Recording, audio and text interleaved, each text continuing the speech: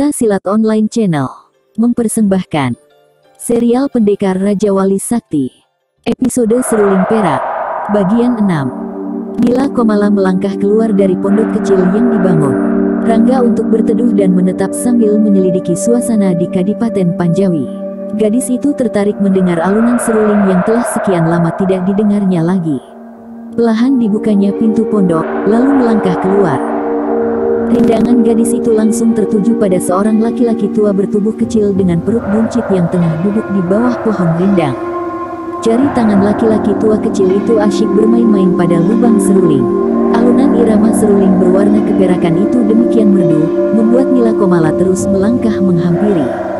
Gadis itu baru berhenti setelah berada sekitar 3 langkah lagi di depan laki-laki tua kecil yang dikenal bernama Ki Garatala. "Kau lihat di mana Kakang Rangga, Ki?" tanya Nila Komala. Ki Garatala menghentikan tiupan serulingnya. Perlahan-lahan diangkat kepalanya menatap gadis cantik di depannya, kemudian menggeleng perlahan. Matanya tetap menatap Nila Komala. "Kau sudah tidak marah lagi padaku, Nila Komala?" Ki Garatala balik bertanya. "Tidak," sahut Nila Komala tersenyum seraya duduk di depan laki-laki tua bertubuh seperti bocah berusia 12 tahun itu. "Maafkan atas kekasaranku waktu itu," ucap Nila Komala. "Begitu cepat kau berubah sikap. Apakah Rangga yang merubah sikapmu?" Nila Komala hanya tersenyum saja. Dilayangkan pandangannya ke arah puncak bukit Paderesan yang terselimut kabut tebal. Memang diakui kalau sikapnya bisa berubah karena pendekar Raja Wali Sakti itu.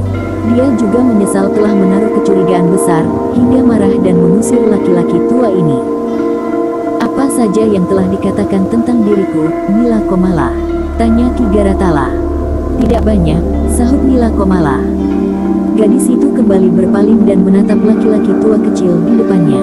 Perhatian Nila Komala tercurah pada seruling perak di tangan Ki Garatala. Agak menyipit juga matanya saat menyadari kalau seruling itu hanya sepotong. Nila Komala kemudian merayapi wajah tua itu, dan jadi teringat akan kata-kata Eyang Brantapati. Terlintas pertanyaan di benaknya, apakah orang tua ini pendekar seruling perak? "Kenapa kau memandangku seperti itu, Nila?" tegur Ki Garatala. "Ki, boleh aku bertanya padamu?" Nila Komala tidak mempedulikan teguran Ki Garatala. "Kenapa tidak? Apakah itu serulingmu?" tanya Nila Komala langsung. "Hahaha." Ki Garatala tertawa mendengar pertanyaan langsung dan polos itu. Nila Komala terdiam namun pandangannya tajam penuh selidik. Eyang Brantapati pernah mengatakan kalau pendekar seruling perak bertubuh tinggi tegap. Tapi, laki-laki tua bertubuh kecil ini juga mengaku bernama si seruling perak atau Ki Garatala. Apakah di dunia ini ada 2 pendekar yang memiliki senjata sama-sama berupa seruling berwarna perak? Gadis itu juga teringat akan orang-orang bertopeng kera yang sekarang menguasai istana Kadipaten Panjawi. Mereka menginginkan potongan seruling perak, dan anehnya, gadis itu dituduh sebagai pemiliknya. Nila Komala jadi menghubungkan peristiwa ini dengan pembunuhan ayahnya. Adipati Panjawi itu juga dibunuh oleh orang-orang bertopeng kera, dan nampaknya ia memang sudah mengetahui kejadian itu. Terlalu banyak pertanyaan di benak Nila Komala, dan tidak bisa cepat terjawab saat ini. Gadis itu hanya bisa menghubung-hubungkan peristiwa yang terjadi. Dicarinya kaitan antara peristiwa yang satu dengan lainnya. "Berapa banyak kau mengetahui tentang seruling perakku ini?" tanya Ki Garatala. "Terus terang, hanya tahu sedikit tapi aku tidak yakin kalau kau pemiliknya yang sah," sahut Nila Komala terus terang. "Kau terlalu polos, Cak Ayu." "Tapi aku menyukai kepolosanmu," Ki Garatala tersenyum di kulum. "Jadi benar, itu bukan milikmu?" desak Nila Komala seperti yakin pada dirinya. "Hehehe," Ki Garatala tidak menjawab, tapi hanya tertawa terkekeh saja, kemudian bangkit dari duduknya. Nila Komala ikut berdiri, dan juga ikut melangkah saat laki-laki tua bertubuh kecil itu berjalan. Seruling perak yang hanya sepotong itu diselipkan ke batik sabuk pinggangnya. Nila Komala mensejajarkan langkah di samping orang tua aneh itu. Mereka berjalan tanpa berkata-kata lagi. Sesekali Nila Komala melirik, memperhatikan wajah tua berjanggut putih panjang di sampingnya. Bibir tipis yang tertutup misai putih selalu menyunggingkan senyuman tipis di kulum. Memang aneh sikap Ki Garatala, dan ini membuat Nila Komala penasaran. Terlebih lagi sekarang orang-orang dari Partai Tengkorak Merah mencari potongan seruling perak hingga menewaskan ayahnya dan menghancurkan istana Kadipaten Panjawi. Bahkan kini mereka menguasai reruntuhan istana itu. Nila Komala terkejut ketika mereka tiba pada suatu tempat yang sangat dikenalnya.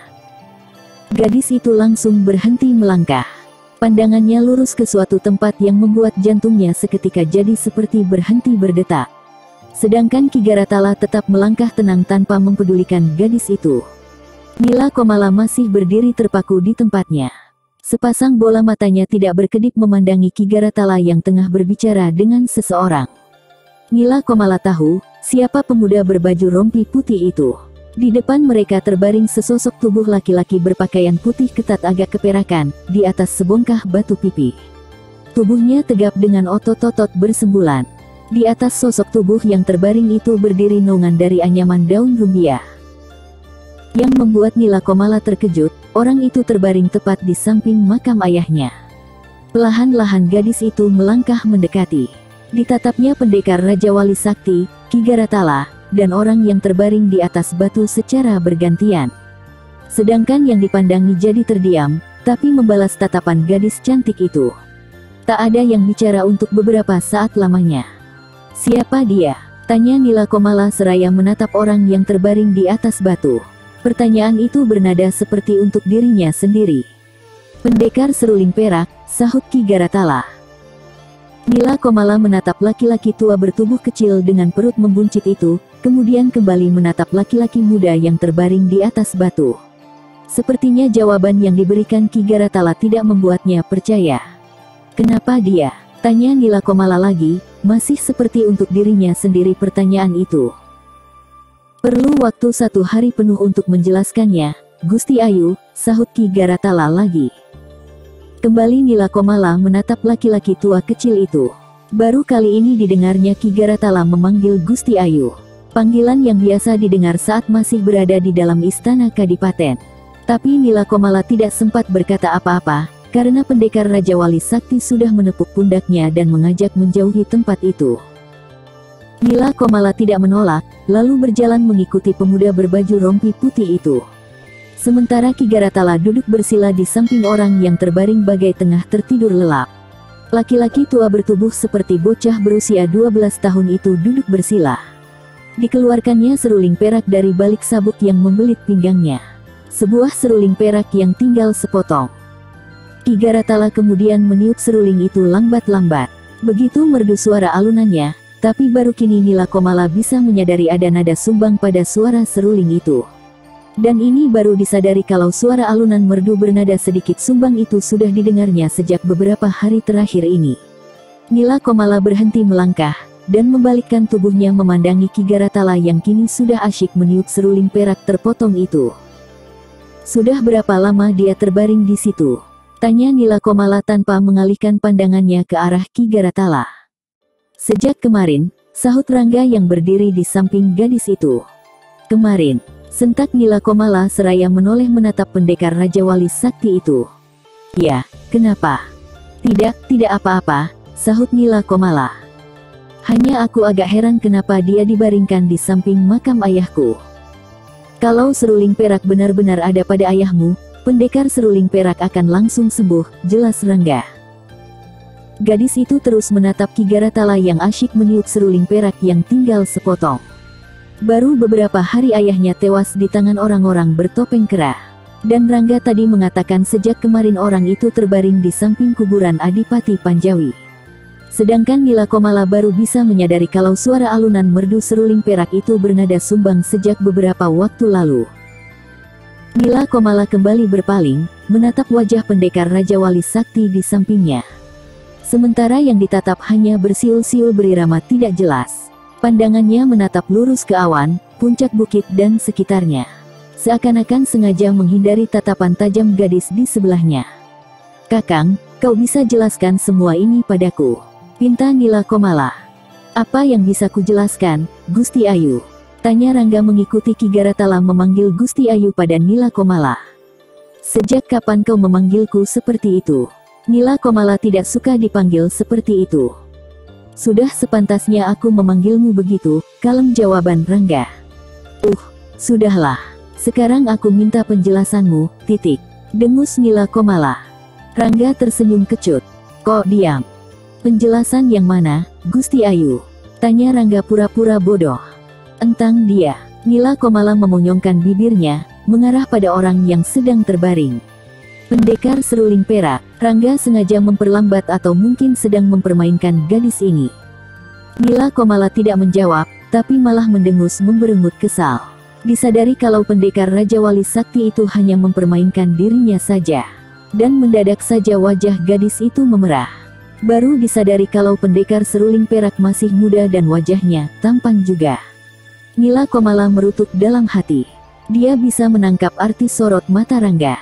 Secara jujur, Nila Komala memang mengakui kalau pendekar Raja Wali Sakti juga tampan. Bahkan tidak kalah tampannya dengan pendekar seruling perak. Nila Komala melenguh pendek, dipalingkan wajahnya ke arah lain. Aku hanya tahu sedikit tentang pendekar seruling perak, dan mungkin sama dengan apa yang kau ketahui, Gusti Ayu, kata Rangga tidak enak juga melihat wajah gadis itu memerah dadu. Kenapa terbaring terus? Tanya Nila Komala. Kehilangan kekuatannya. Selamanya dia akan terbaring antara mati dan tidak, sebelum kekuatannya pulih kembali, sahut Rangga sedikit menjelaskan. Aku tidak mengerti maksudmu, Kakang, Nila Komala berterus terang. Memang benar kata Ki Garatala. Tidak cukup seharian memberi penjelasan padamu. Sebab, ini juga menyangkut ayah dan ibumu, dan dirimu sendiri, Gusti Ayu, kata Rangga. Nila Komala memalingkan wajahnya kembali menatap pemuda berbaju rompi di sampingnya. Sama sekali tidak diduga kalau semua ini saling berhubungan satu sama lainnya. Dan yang tidak disangka, dirinya juga ikut terlibat baik secara langsung maupun tidak. Hanya saja gadis itu tidak tahu, di mana keterlibatan dirinya. Sedangkan teka-teki pembunuhan ayah dan ibunya saja sampai sekarang belum bisa terungkap. Agak lama juga Nila Komala terdiam, menatap dalam-dalam bola mata pendekar Raja Wali Sakti. Gadis itu menarik napas panjang dan menghembuskannya kuat-kuat. Kemudian dia kembali berpaling, menatap pendekar seruling perak yang masih terbaring tanpa daya. Sama sekali masih belum bisa dipahami tentang kehilangan kekuatan seperti yang dikatakan Rangga tadi. Nila Komala duduk diam sambil memeluk lututnya sendiri. Pandangannya nanar menatap lurus ke depan. Sementara malam semakin beranjak larut. Udara terasa dingin menggigilkan tubuh, merasuk sampai ke tulang. Gadis itu mendesah panjang, lalu kepalanya menoleh menatap pemuda berbaju rompi putih yang duduk bersandar di sampingnya. Agak jauh di belakang pendekar Raja Wali Sakti terlihat seonggok api unggun menghangati sosok tubuh terbaring di atas batu pipi. Tampak Ki Garatala masih tetap duduk bersila di sampingnya. Sukar dipercaya kalau ayah mencuri seruling perak, desah Nila Komala setengah bergumam, pelan sekali suaranya, seolah-olah berbicara untuk diri sendiri. Ayahmu melakukan itu karena ingin menyembuhkan istrinya, Nila, ibumu. Ujar Rangga meyakinkan gadis itu. Tapi, kenapa harus mencuri? Tanya Nila tidak mengerti. Itulah yang sulit dimengerti, Nila. Usaha ayahmu hanya sia-sia saja, karena hanya mendapatkan sepotong seruling perak. Nila Komala kembali terdiam. Kembali diingat-ingatnya cerita Rangga tentang pendekar seruling perak yang kini terbaring tidak berdaya setelah sepotong serulingnya dicuri Adipati Panjawi, ayah gadis itu sendiri. Padahal Adipati Panjawi tahu kalau seruling perak itu adalah sumber kekuatan pendekar seruling perak. Tanpa seruling itu, pendekar seruling perak akan musnah untuk selama-lamanya. Sebenarnya, antara pendekar seruling perak dengan Adipati Panjawi telah terjalin satu hubungan erat. Ketika istri Adipati itu terluka parah oleh panah beracun yang dilepaskan orang-orang bertopeng kera, Adipati Panjawi jadi mata gelap. Dia tahu kalau seruling perak bisa menyembuhkan segala jenis penyakit dan menjadi penawar dari segala macam jenis racun apapun di dunia ini. Padahal Adipati Panjawi tahu kalau pendekar seruling perak tidak akan berdaya tanpa benda pusakanya itu. Bahkan seluruh jiwanya sudah dipindahkan ke dalam benda berbentuk seruling berwarna perak itu. Jelas, dia akan mati jika terlepas dari seruling peraknya. Adipati Panjawi jadi mata gelap, sebab pendekar seruling perak yang dimintai bantuan untuk menyembuhkan istrinya tidak menyanggupi. Adipati Panjawi tidak percaya kalau seruling perak tidak bisa menyedot racun yang ada di dalam tubuh istrinya. Padahal pendekar seruling perak sudah mengatakan bahwa racun itu sudah menjalar sampai ke jantung dan tidak ada harapan lagi untuk hidup. Sejak saat itu Adipati Panjawi selalu dihantui perasaan bersalah. Dan dia jadi merasa seperti terancam setiap kali mendengar suara seruling. Teringat akan perbuatannya mencuri sepotong seruling perak itu dari pendekar seruling perak. Nila Komala menatap Ki Garatala yang duduk bersimpuh di samping pendekar sending perak. Laki-laki tua bertubuh kecil itu selalu setia menunggu pendekar seruling perak. Bahkan setiap pagi selalu memainkan sepotong seruling perak agar sebagian jiwa pendekar seruling perak tetap hidup, sementara potongan lainnya lagi berusaha dicarinya. Baru kemarin pendekar seruling perak dipindahkan ke sini, dan sebelumnya berada di atas puncak Bukit Paderesan. Kini Nila Komala baru tahu, mengapa ayahnya selalu mengajaknya ke lereng bukit. Ternyata ayahnya ingin menemui pendekar seruling perak, dan hendak meminta maaf pada pendekar itu. Tapi belum juga niatnya terlaksana, sudah tewas di tangan orang-orang bertopeng kera. "Kakang, apakah ayah memang menyimpan potongan seruling perak itu?" tanya Nila Komala seraya berpaling pada pendekar Raja Wali Sakti. "Mungkin," sahut Rangga mendesah. Nada suaranya seakan-akan kurang yakin akan jawabannya sendiri. "Kalau memang ayah memiliki potongan seruling perak itu, mengapa mereka juga menginginkannya, Kakang?" tanya Nila Komala. Itulah kerasnya kehidupan rimba persilatan, Nila. Terlalu banyak hal yang sukar untuk dimengerti oleh akal sehat manusia normal.